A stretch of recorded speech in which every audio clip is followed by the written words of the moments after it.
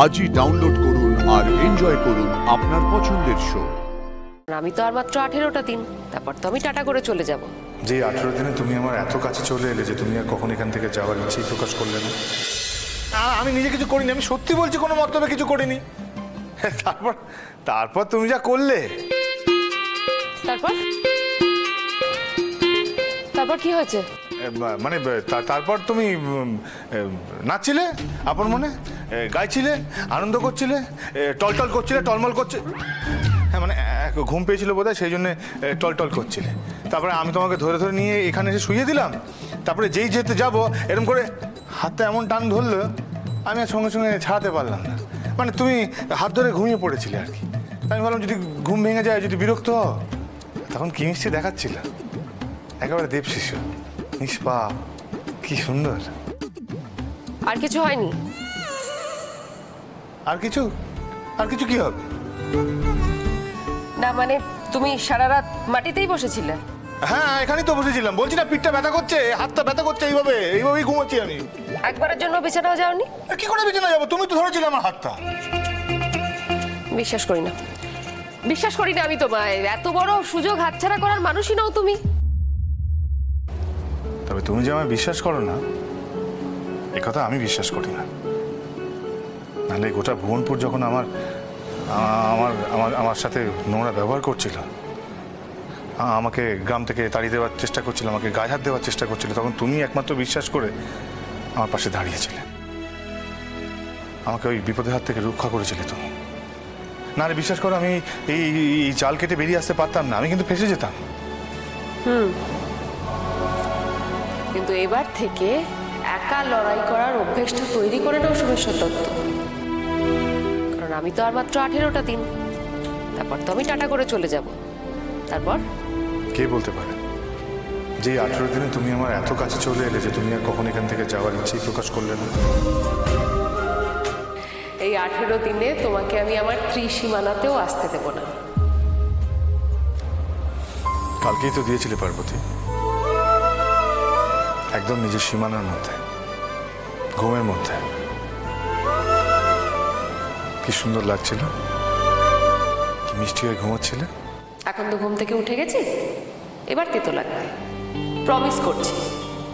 আর সেই তেতো না তুমি গিলতে পারবে না উড়াতে পারবে।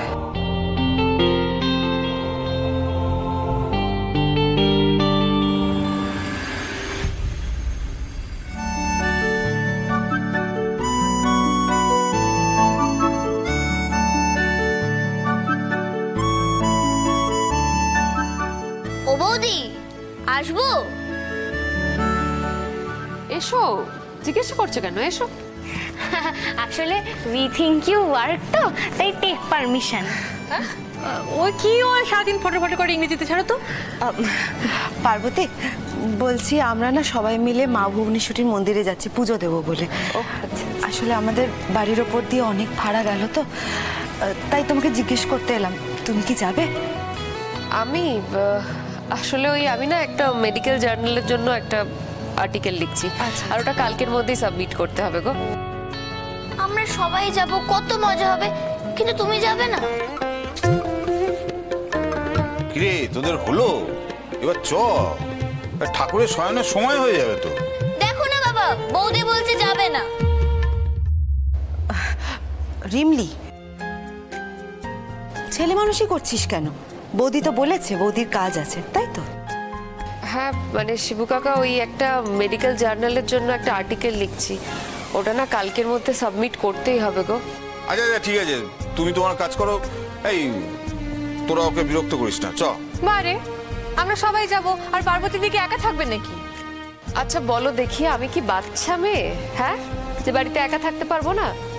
কলকাতা শহরে 5-5টা বছর একা থাকলাম কি করে, হ্যাঁ শুনি? আচ্ছা ঠিক আছে, তুমি তোমার কাজ করো আর সাবধানে থেকো। আর শোনো, এই দরজাটা কিন্তু বন্ধ করে দাও। এই চল, হয়।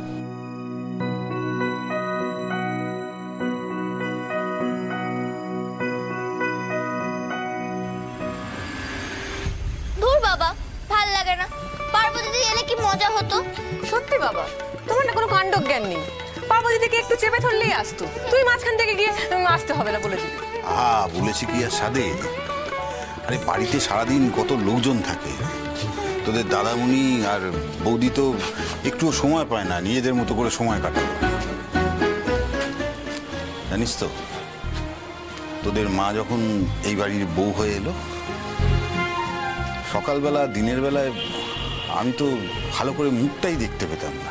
আসলে কি বলতো, তখনকার দিনের বউরা তো ওই গলা অব্দি ঘোমটা দিয়ে থাকতো, আর রাতের বেলা সমস্ত কাজকর্ম সেরে খাওয়া দাওয়া সেরে তোদের মা যখন ঘরে আসতো,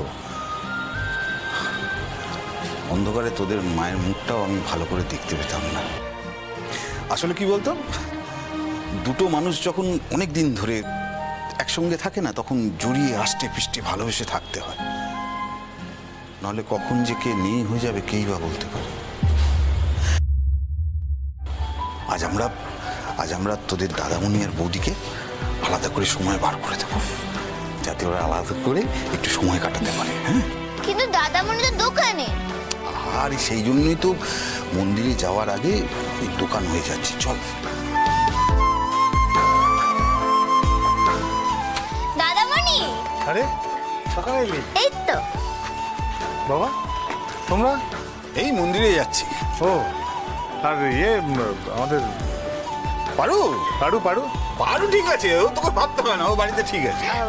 বৌদি একা একা sitting and reading alone alone একা একাই পড়াশোনা করছে। তুই থাম তো। শোন, তুই চ না আমাদের সঙ্গে মন্দিরে। হ্যাঁ, একসঙ্গে যাবো, চ। চলো। মন্দিরে? হ্যাঁ, চ না। ঠিক আছে চলো।